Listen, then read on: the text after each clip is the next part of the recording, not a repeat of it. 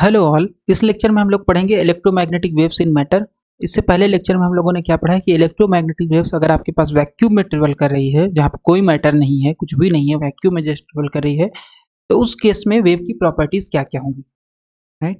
तो अब हम लोग यहाँ पे सॉल्व करना चाहते हैं जब इलेक्ट्रोमैग्नेटिक वेव्स किसी मैटर में ट्रेवल कर रही है तो उस केस में क्या होगा। सो हमें पता है कि हम लोग कैसे अप्रोच करते हैं। सबसे पहले हम लोग कंसिडर करते हैं मैक्सवेल्स इक्वेशन। तो मैक्सवेल्स इक्वेशन इन मैटर जो होता है वो कितना होता है, del dot D is equal to rho F, del dot D is equal to rho F. ठीक है, del dot D is equal to rho F. तब क्योंकि हम कंसिडर कर रहे हैं लीनियर मीडिया, तो लीनियर मीडिया में जब ट्रेवल कर रही है तो वहाँ पे ना तो कोई चार्ज है ना तो कोई करंट है ना, ना तो कोई चार्ज है ना तो कोई करंट है।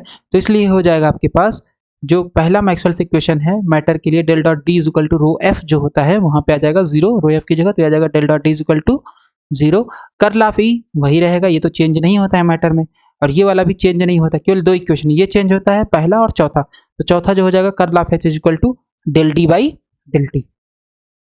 ठीक है, या mu naught epsilon naught del E by del T होता है। तो यहाँ पे आ जाएगा म्यू नॉट एप्सिलॉन नॉट की जगह पे क्या आ जाएगा, just del D by del T. तो ये आपके पास होता है fourth Maxwell's equation in matter, ये फॉर्म होता है, राइट। तो this Maxwell's equation are same as for EM waves propagating in vacuum except mu naught की जगह पर हम लोग रिप्लेस करेंगे म्यू को, और एप्सिलॉन नॉट की जगह रिप्लेस कर देंगे एप्सिलॉन को। तो अगर जो हम लोगों ने प्रॉपर्टीज पढ़ी है इलेक्ट्रोमैग्नेटिक वेव्स, अभी हम लोगों ने प्रूव किया था जस्ट इससे पहले वाले लेक्चर में, कि अगर इलेक्ट्रोमैग्नेटिक वेव्स वैक्यूम में ट्रेवल कर रहा है तो उस केस में क्या होती है, उसकी प्रॉपर्टीज हम लोगों ने पढ़ा।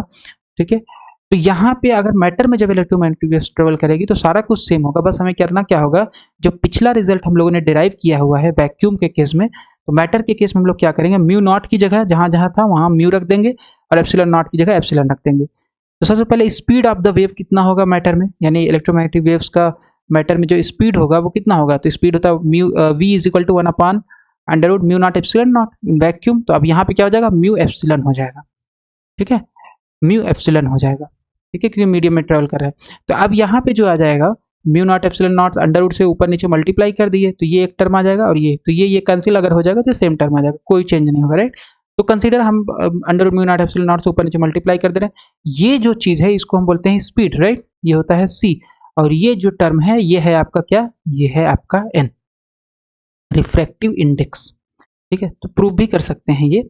तो ये आपके पास जो क्वांटिटी इसको बोलते हैं, ये डिफाइन होता है रिफ्रैक्टिव इंडेक्स, और ये है speed in vacuum, speed of the wave in vacuum, right. 1 upon under root mu naught epsilon naught, where N आपका क्या है, under root mu naught epsilon naught upon mu zero epsilon zero, ये refractive index है। For most of the material mu is equal to mu zero, mu का मान almost mu zero के बराबर होता है, तो ये आ जाएगा N is equal to under root epsilon upon epsilon zero, और एप्सिलॉन इंटू एप्सिलॉन जो होता है उसको हम लिखते हैं epsilon R into epsilon zero, यानी relative permittivity multiplied by free space की परमिटिविटी, एप्सिलॉन का जो मान होता है।